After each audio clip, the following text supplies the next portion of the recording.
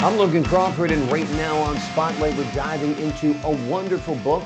It is called What Mom and Dad Never Told Us. It is the latest thriller by one of my favorite guests, one of my favorite writers, Mic Lowther.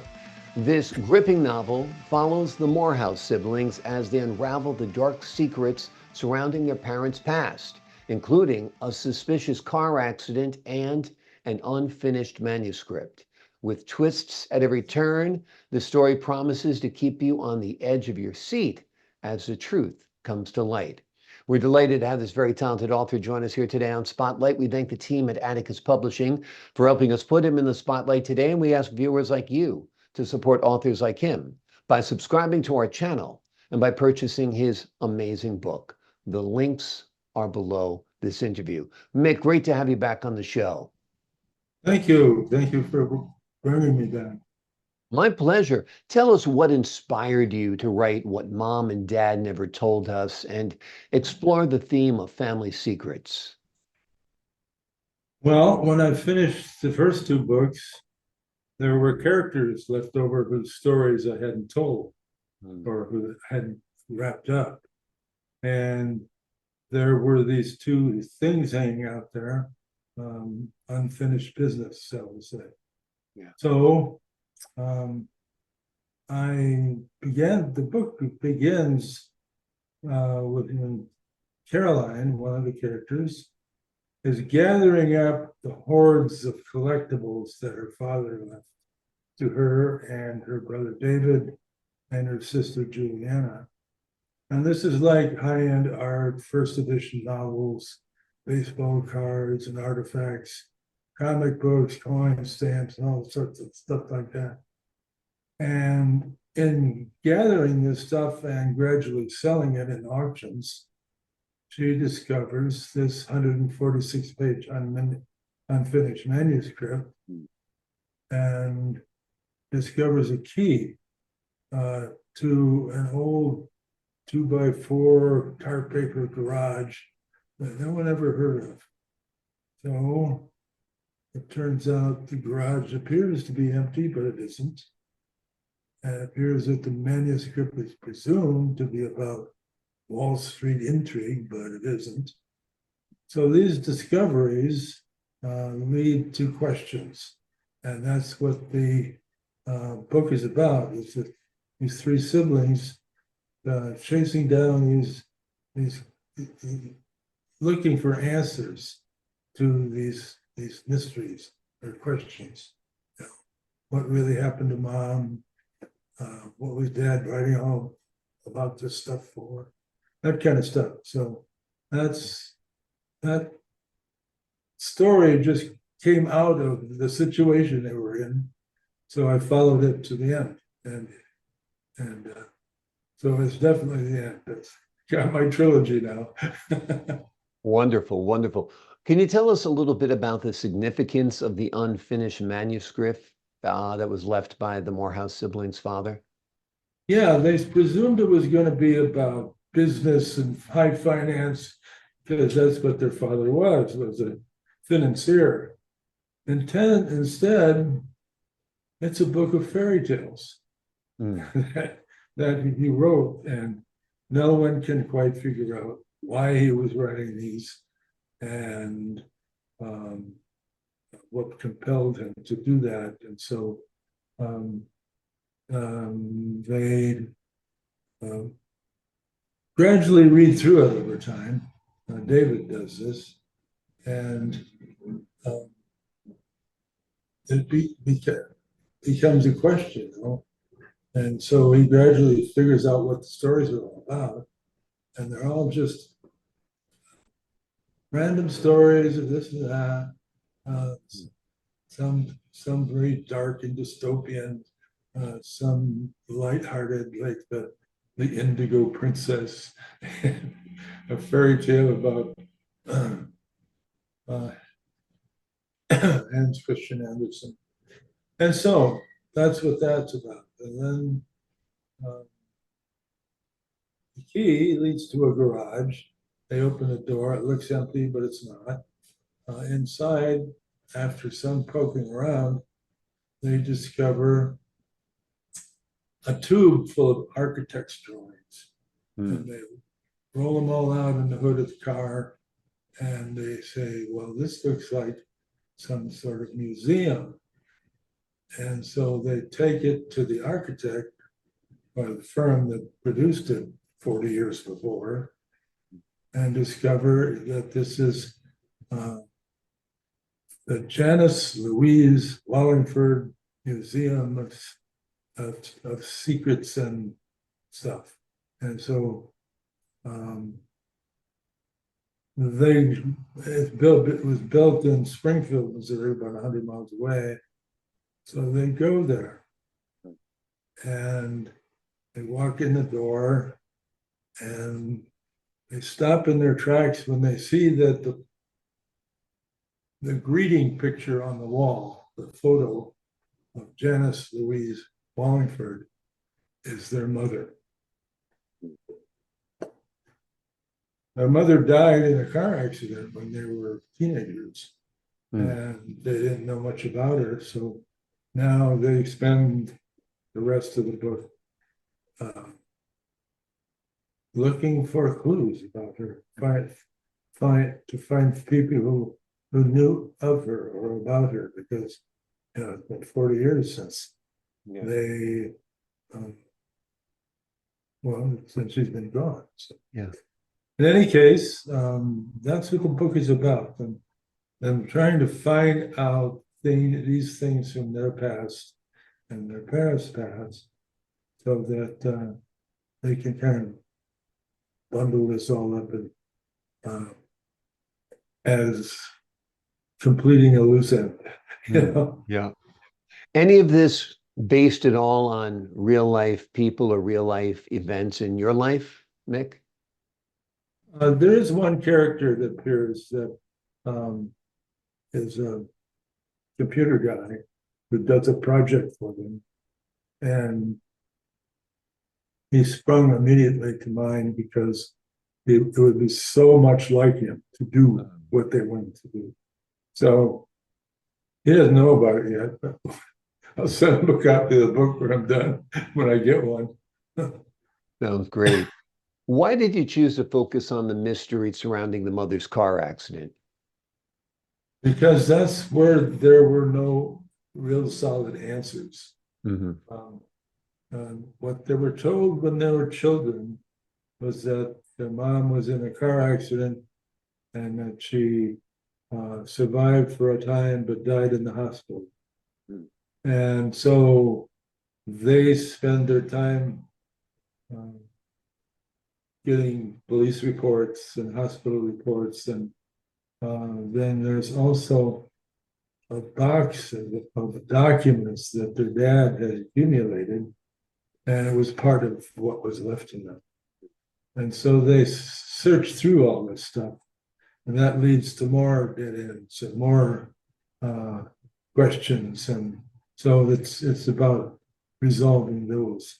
And that leads them to an answer that is satisfactory to them. She did die in a car accident, but it wasn't entirely her fault. It was it was set up by someone else. So, tracking down that circumstance and how it all worked out was what they were after for. They were looking for some resolution to that situation, because the more they worked at it, the more they were convinced that they hadn't been told everything. So, how does the theme of trust play a role in the siblings' journey to uncover the truth? pardon? How does the theme of trust play a role in the siblings' journey to uncover the truth? Well, I'm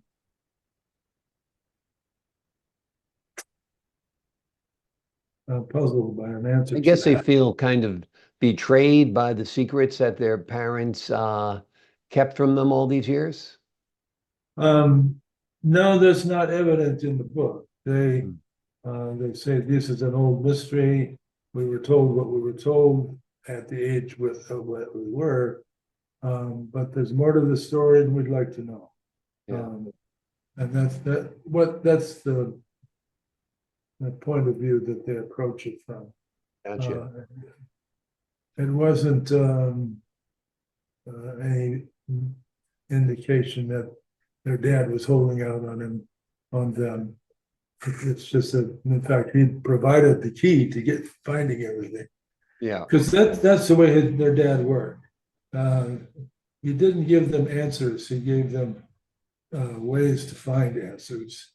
And in actuality, he may not have known the answer that they found as well. So, but the documents that he left, that stuff that he tossed in a box, turned out to be, the key to everything. Yeah. So, talk to us a little bit about the importance of collectibles in the storyline and what they symbolize. well, these were all purchased in the first book, 17 Parcels. It was stuff their dad bought, and then paid no attention to it afterward. He would become fascinated with rare coins or early comic books or baseball artifacts and first edition novels. They had a whole bunch of those. And it was something that it was just nice to have. And so he would buy it and then put it in a safe deposit box or a storage bin locker someplace, and then essentially forget about it. It turns out there were $3 million worth of stuff out there that Caroline dug up and gathered and packaged up and sold them on everything from eBay to Sotheby's. So it was just an aspect of his character. It would be that would be fun to have. But he didn't collect outrageous things. He didn't collect $40 million Van Gogh art. It was too much maintenance. He didn't collect motorcycles or boats or airplanes. Because that is, again, too much maintenance. These were just things that get tossed in a box. And no, he had them. That was the feeling that, yeah, I got that. But having $1 billion, that he had no need to sell any of it. So it just sat there accumulating value over the course of his lifetime. And so that was the point of view that I presented it from. Absolutely. Have you envisioned this book as a film? Only if the other two Yeah. preceded. Right. This book depends a lot on the ones that come before it. There's 17 Parcels, and this book is a follow-on to that. Right. The second book is about Sidney Bridgewater, and that was just a character from the first book that I told the rest of her story. And so because she was such a fun character and so interesting, that I just kept writing about her until I had a whole book. So at the end of that, there were these three characters that still had a story to tell, so I wrote that. And so this one idea produced 3 books. Yeah. Let's look at the trilogy a little bit. The first book in the trilogy is what? 17 Parcels. 17 Parcels. And the second book in the trilogy? The Unlikely Redemption of the Thief Sidney Bridgewater. There we go. And then obviously the third is What Mom and Dad Never Told Us. Yeah, so I think it would be a terrific series of films, but as you said, all 3 would need to be made. So I think that'd be great. And putting the work out there is always the first step. So hopefully somebody picks it up and wants to turn it and put it on the big screen, turn it into a screenplay and put it on the big screen. I keep hoping that'll happen. These 3 books cover a span of 25 years. Yeah. I didn't know that until I started charting it out as to Right. which characters were in each book and how old they were and all that. So I made Yeah. a big spreadsheet of that. So, oh, okay, now I get it. Exactly. Exactly. Did your background as a computer program and systems analyst influence your writing style and the structure of these books? What is my background? Well, no, did your background as a computer programmer and systems analyst influence your writing style and the Oh, way you yeah. structure these books? Yeah, because I can write about computer stuff with confidence. I've done all that. Yeah, So I spent, 60 years programming computers and yeah, building systems and stuff. So I can write about them with, and with some knowledge and give the impression that I know what I'm talking about because I do. So exactly. it was helpful because um, many scenes, or there are many places in these books where um, computer logic helps a lot, Mm, and a computer system helps the characters a lot. So absolutely. So now that this trilogy is done, what are you working on next? I am working on bringing it to the screen. Yeah. Um, Do you think you'll try to adapt the novels into screenplays yourself?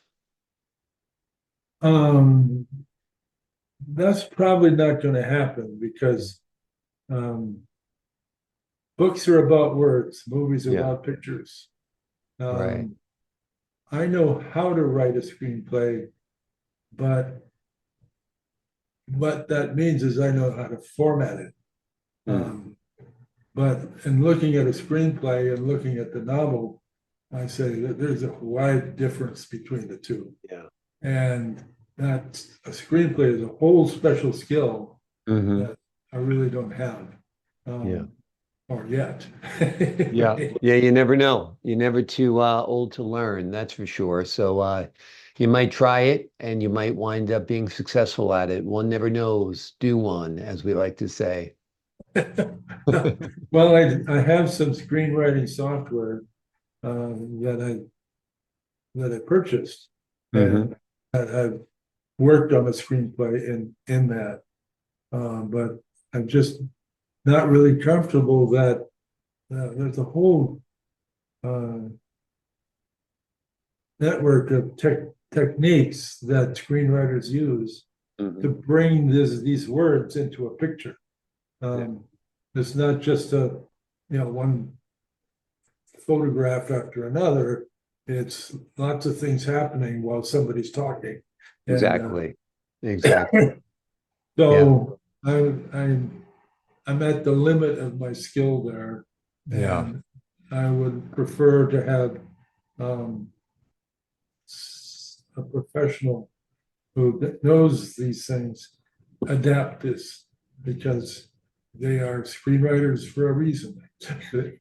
They bring a skill that I don't have, and I just Exactly. take advantage of that. Without a doubt. Without a doubt.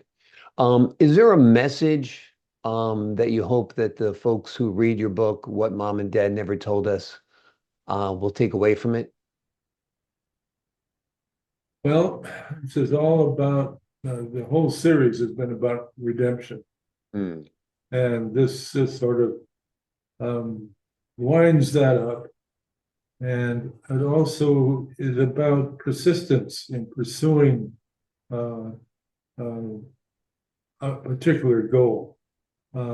Lots of things happen to them during this final book. Um, um, they they sell their very successful business, and because they were offered a good price for it. mm, Then they say, well, now we're bored. We need to have something to do.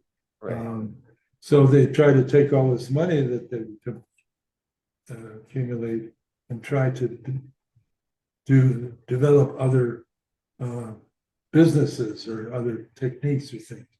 So they do a couple of those, and with varying degrees of success. And so, and during the course of these transactions, finding any use for their money, they're also working in the background on these the mysteries. You know, what really happened to mom, what the dad writing all this stuff about. And the conclusion of the book is that when they find all the answers and they summarize it for themselves and for others who want to look about it, because when they achieve their goal, everybody finds out about it, and all of a sudden everybody wants to make a movie, write a book about it, have them a speaker at their organization, and yak. All of a sudden, these two people, mom and dad, who were relatively unknown to the modern day community, all of a sudden become prominent characters again. So it's a way of them bringing their parents back to life.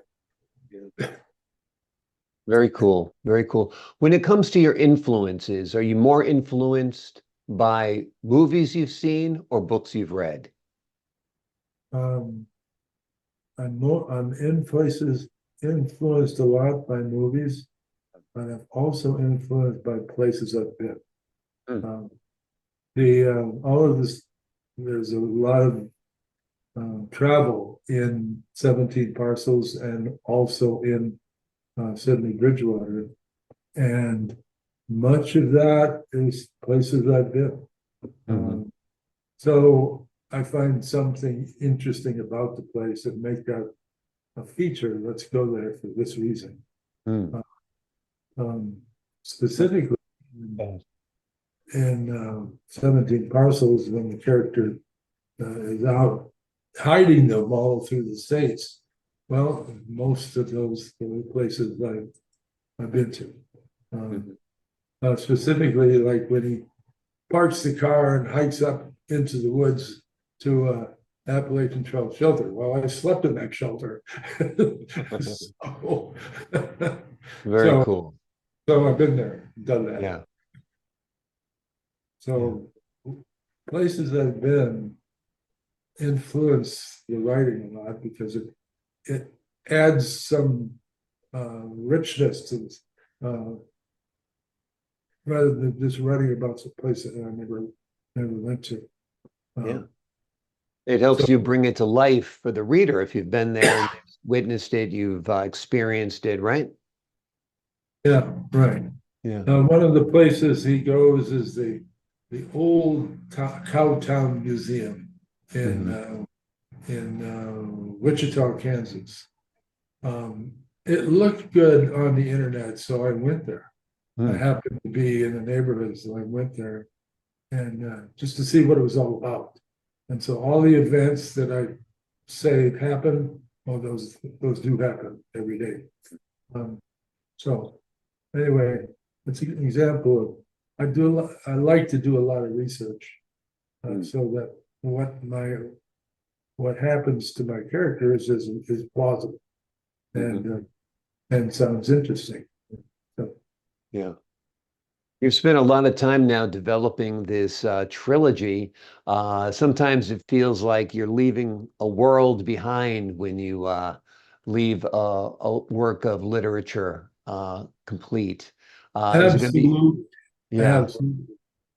I've been working on these 3 books for 5 years, which means I've been living with these characters for 5 years, and I know how they think, I know what they would do, and I could see them in my head doing things, and so yeah, I don't have anything to write about right now. Yeah. It's like the kids went off to school and the house is empty. It kind of feels like that, right? That's pretty much it. Exactly. Well, Perhaps there's another mystery that the characters could get involved in. Well, could be, excuse me, Sure. or maybe another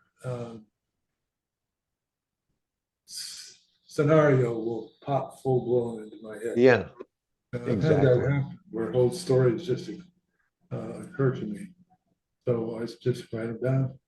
Absolutely. Absolutely. Well, the book you've written down and the scenario you came up with for this book is just terrific. It's called What Mom and Dad Never Told Us. It is the latest mystery thriller by Mic Lowther. It is a gripping novel that follows the Moorehouse siblings as they unravel the dark secrets surrounding their parents' past, including a suspicious car accident and an unfinished manuscript. There are twists and turns at every corner, and this is a story that'll keep you on the edge of your seat as the truth comes to light. Before we leave you here today, Mick, anything else you'd like the folks at home to know? The book isn't published yet, but it's in process and should be done in the next 2 or 3 weeks. It'll become available on Amazon and it'll show up. Exactly. In the meantime, they can get started by reading the first two books in the trilogy, right? A real good start. Yeah, absolutely. Absolutely. They are all highly recommended.